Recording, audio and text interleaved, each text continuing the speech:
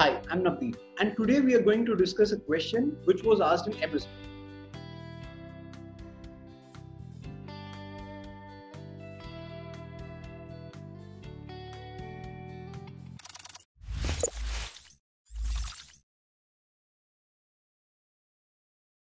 So without further ado, let's start with the question. Let me quickly share my screen and then we can discuss the question. The question that we will discuss today is to find maximum sum subarray associated with an array. So before getting into depths of this question, I would first like to explain you the concept of subarray. So subarray, as the name suggests, it's a self-explanatory word. It's a subpart of an array. An array, as it is associated with continuity. So array is a continuous memory allocation of n elements. So if it's an integer, it's a continuous memory allocation of n integers. So it's a continuous block of n elements. So what we can say is subarray would be continuous subparts of an array. So if I explain you in terms of indices, so let's suppose this is the example that we have. So array would be a continuous memory allocation, or it would be basically, it would be starting at 0th index and it would be ending at 5th index. This is array for us. What would be a subarray? So for example, 0 to 2 is a subarray. 3 to 4 is a subarray. It starts at 3rd index, it ends at 4th index, but it has to be continuous. So 0 to 2, it means it would involve minus 19, it would involve 1 and it would 2. So similarly, 3 to 4, it would involve elements 3 and minus 4. I'm taking an example of this array. So I hope you understand. Let me try to generalize this for you. So for example, if the indices which are given to you are 0 to n. So if the array is of size n, then the indices which would be given to you would be 0 to n minus 1. So this is the array indices. Subarray would have a lot of indices. So I would say, let's take variables I comma j. So a subarray would start at ith index and would end at jth index. And I should be less than equal to j. And I and j would basically, they can take any value from 0 to n minus 1. So this is the general definition that we have. So owing to this generic definition, let me start populating all the subarrays that we have. So let me quickly start populating all the subarrays that we have. So starting with the 0th index, we would have the subarray 0, 0. This is the start index and this is the end index.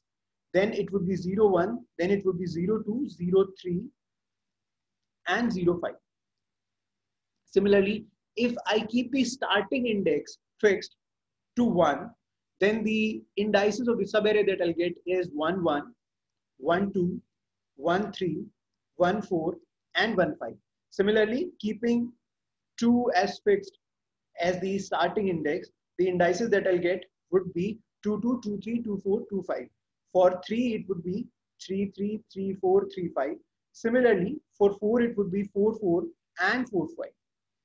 Similarly, the last subarray that I would have, it would start at 5th index and it would end at 5th index itself. So these are all the subarrays that I have, and each subarray would be associated with a sum. So for example, 1, 2, it is associated with a sum. So the sum is, so 1, 2, that means it starts at 1st index and it ends at 2nd index. There are 2 elements in it and the sum would be 3. Similarly, let's take an example of 3, 5. So it starts at 3rd index and it ends at 5th index. So 3 plus minus 4 plus 10. The sum would be, obviously, it would be 9, right? So this is how there would be a sum associated with each and every subarray that I've written over here. Now let's try to solve this question. Since we have understood this subarray, since we have understood the whole concept, now let's try to solve this question. So in this question, one thing that I can surely say is that there is a brute force solution. We can traverse through each and every subarray and we can find the maximum sum out of it. There is an order n square solution where I can traverse through all the indices and I can traverse through all the start indices and I can traverse through all the end indices and I can find a sum and I can basically find the maximum sum out of it. The time complexity associated with this solution would be order of n square, and the space complexity associated with the solution that I've just discussed would be order of 1, because there is no extra space that I've taken. Still, the time complexity is very bad, and I can improve it. I can improve it owing to the fact there is a lot of rework that I'm doing. So let me explain you the rework that I'm doing over here. So let me explain you with the example of these two indices, these two set of indices. So these are all the subarrays which are starting from the 0th index, and these are all the subarrays which are starting from the first index. So starting from the 0th index, let me quickly write all the indices in terms of numbers. So 0 to 0 inclines, or it represents minus 19. 0 to 1, it represents minus 19 and 1. It represents minus 19, 1 and 2. It represents minus 19, 1, 2, 3. It represents minus 19, 1, 2, 3 and minus 4. And over here I would write minus 19, 1, 2, 3, minus 4 and 10. So these are the subarrays that I have in terms of numbers. Similarly, let me quickly write all the subarrays corresponding to these indices which are starting from the first index. So 1, 1 would correspond to 1, 1, 2 would correspond to 1, 2, 1, 3 would correspond to 1, 2, 3, 1, 4 would correspond to 1, 2, 3 and minus 4, 1, 5 would correspond to 1, 2, 3, minus 4 and 10. So these are the subarrays that I have. One thing that I have to notice is, let's suppose I know the maximum of all these subarrays starting with the first index. So maximum of all these subarrays which are starting with the first index, let's name it x1. So, and let's suppose I'm trying to find maximum of all these subarrays which are starting with the 0th index. So let's name it x0, since it is starting with the 0th index. So there is a definite repetition over here, which I want to show you. You can see that these, all the numbers that I have, all these subarrays that I have are over here as well. They are over here as well. What I can say from here is that, let's suppose if I want to form subarrays which are starting from the 0th index, using the subarrays which are starting with the first index, I just have to append minus 19 in front of them. So if I append minus 19 in front of them, all these subarrays would be populated. There is one subarray which would be left. I can take minus 19 as an alone, and that would be populated as well. So one key thing that I have to focus on is that all these subarrays which are starting with first index can be used to populate all the subarrays which are starting with the 0th index. I just have to append the array of 0. I just have to append the element which is kept at 0th index. And I would be able to populate all the elements which are starting at 0th index.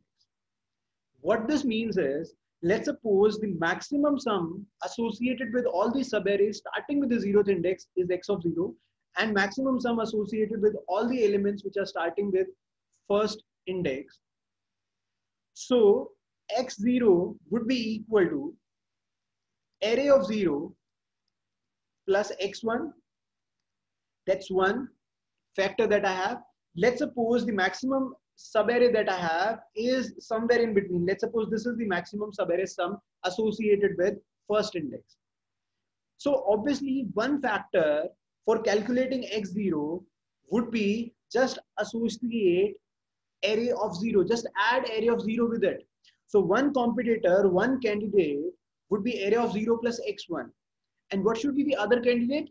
I should take this element alone as well. So I would write array of 0 over here. So let me quickly write it properly somewhere. So if I know the value of x1, and if I want to populate, and if I want to find the value of x0, then it can be easily found through the expression max of these two values. One is array of 0 plus x1, and other is array of 0 alone. So if I know the value of x1, then I would be able to find the answer of x of 0. So using this insight, I can solve the whole question in a single traversal. So if I want to find x0, the dependency is on x1. And if I want to find the value of x1, the dependency is on x2. If I want to find the value of x2, it would depend on x3. So on and so forth. Let's try to find if we can get to a point where I already know the answer. Let's try to dig deep into it. So let me take my array. So the array that I have is minus 19, 1, 2, 3, minus 4, and 10. And the subarrays, the maximum subarray sum associated with the 0th index, all the subarrays which are associated with the 0th index, let's name it x0. And all the subarrays which are associated with the first index, let's name it x1. And let's name it x2, let's name it x3, let's name it x4, and let's name it x5. So for calculating x0, I have to basically depend on x1. If I know x1, I would be able to find x0. If I want to find x1, I am dependent on x of 2. If I want to know x2, I am dependent on x3. For finding the value of x3, I am dependent on x4. For finding the value of x4, I am dependent on x5. I know the value of x5. What is x5? It is the maximum subarray sum, which is starting at 5th index. So all these subarrays, maximum of all these subarrays are starting at 5th index. So what are all these subarrays are starting with 5th index? There is only one subarray which is starting at 5th index, which starts at 5th index and it ends at 5th index. And it involves only one element, which is 10. So the value of x5 would be equal to 10. And with the help of this, I would be able to find x4. So with the help of this, I would be able to find x4. And the value of x4 would be max of 10 plus minus 4 or minus 4 alone. So minus 4 and minus 4 plus 10. Which is the maximum? Obviously minus 4 plus 10. The maximum is 6 itself. Right? Over here, the maximum would be 3 alone or 3 plus 6. So the maximum would be 9. Over here, the maximum would be either 2 alone or 2 plus 9. Obviously, the answer is 11. Over here, the maximum would be either 1 alone or 1 plus 11. Obviously, the answer is 1 plus 11, which is 12. Over here, the maximum would be either minus 19 or it would be minus 19 plus 12. And it would be equal to minus 7. Right? So I have the maximum subarray sum associated with each indices. So all the subarrays you are starting with 0th index, maximum is minus 7. The maximum with this is 12. And the maximum associated with the second index is 11. So I have individual champions. The maximum sum subarray associated with the complete array would be the champion of the champions, would be the maximum of all the maximums. So it would be maximum of all these values. And it would be equal to 12 over here because 12 is the maximum over here. So if I want to find the subarray, I have find the maximum sum subarray. If I want to find the maximum subarray, the exact subarray which corresponds to 12, I can start with the starting index, which is 1, and I can start and I can keep populating the subarray. So I can start and I can keep getting elements till the sum is equal to 12. So till the sum is equal to 12, I'll keep taking the elements. So it would be 1 plus 2 plus 3. So till over here, it is equal to 6. Then minus 4, it would be equal to 2. Then plus 10, it would be equal to 12. So at the end, I'll get 12 and the subarray that I'll get is this. So this is the key insight on which maximum subarray sum is solved. And this algorithm that we have used and solved is called Cadence algorithm. Now we will dig deeper into it and we will try to implement into it, and we will be using a pseudocode. I would not be implementing it in a specific language. I would be basically creating a pseudocode and you would be able to easily convert the pseudocode in any language that you are comfortable with. The main objective, the main focus of this explanation is to get the trick out over here, that how Cadence algorithm is solved and how Cadence algorithm is based on firm grounds of dynamic programming. So dynamic programming is something where if I know the previous result, if I know the result of a smaller problem, so on the premise of knowing that answer of a smaller problem, I would be able to solve a bigger problem. So similarly over here, I was able to solve, uh, I was able to find the maximum sum of all the indices which are starting with the 0th index within the premises that I know the solution to the maximum subarray sum starting with the first index, right? So let's dig deeper into it, and now let's implement this whole notion that we have just discussed. So let's start with the implementation part. So let me quickly summarize the whole algorithm. So in this question, what we are doing is I'm starting from behind, and the value of x5 would be equal to 10 because there is only one subarray which is starting at 5th index and it's ending at 5th index. So there is only one subarray, so the value would be 10. For all these subarrays we are starting at 4th index, the maximum subarray sum would be equal to either -4 alone or it would be -4 plus 10. So it would be equal to 6. Similarly for x3, it would be equal to 3 plus 3 comma 3 plus 6. Similarly for 2, it would be something like this. For 1, it would be something like this. And for the 0th index, it would be something like this. Then I have to find maximum of all these maximums. I have to find champion of all these champions, and my answer would be equal to 12. So to implement this question, what we are doing is we are traversing from behind. So we are traversing from behind. So let me take something called a current sum. And my current sum is something which would mimic the values of x5, x4, x3, x2, x1, and x0. So my current sum would be equal to 10 to begin with, which is area of n minus 1. So to begin with, the value would be equal to area of n minus 1. And I want to find max sum as well, because current sum would be mimicking the value of x5, x4, so on and so forth till x0, which are my individual champions. But my answer is champion of champions. My answer is maximum of all these maximums. So my answer, it would be array of n minus 1 to begin with. And I have to take a variable which would store my answer. And this is something which will mimic x5, x4, so on and so forth till x0. So I'm writing a loop. So I'll start with n minus 2 and I'll go on till I is greater than or equal to 0. And I'll keep decrementing this looping variable that I have.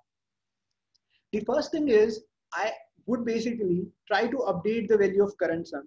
Currently, the current sum is holding the value of x5. From x5, I would find the value of x4. So it would be equal to max of array of I plus current sum, comma array of I, right?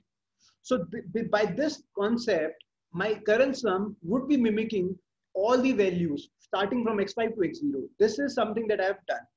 I just have to find maximum of all the values that current sum is, you can say it's taking the values. It's a variable, it's changing its value.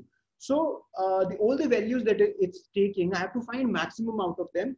So I would take something called maxsum, and I would say, let's find max of current sum, comma, maxsum.